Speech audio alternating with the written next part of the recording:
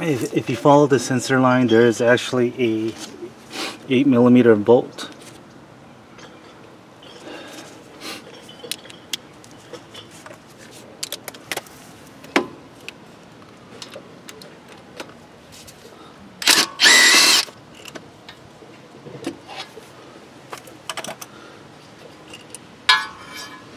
For the sensor.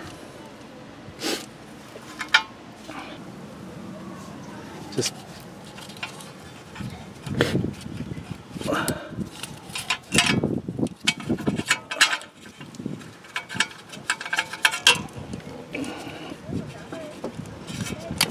pop it out like that. You're gonna have to remove the sway bar. So this is actually a T40 for a counterbolt right here, and 18mm. Oh, it's stuck. Some of the other videos I've seen says that you need a Torx 40 to hold it still, but I found that it wasn't really necessary. Actually, what's the most useful tool is this right here. This is a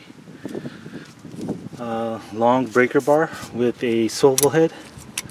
I find that this is the most useful tool because some of these old bolts and whatnot, they're stuck on so hard that it's very difficult to actually loosen them up without a long breaker bar like this.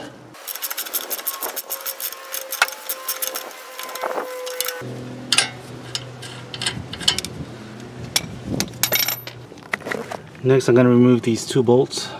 1, 2, yeah, 18mm. So 21 and 18.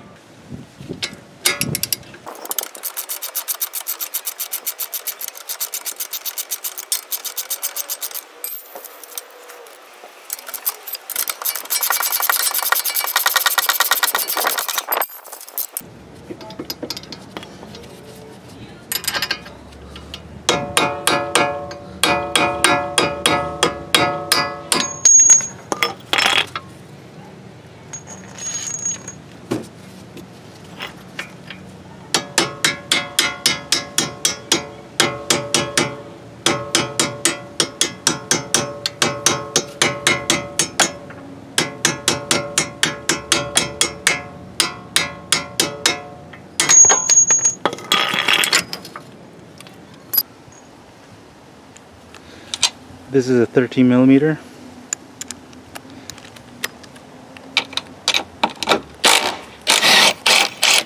Three bolts.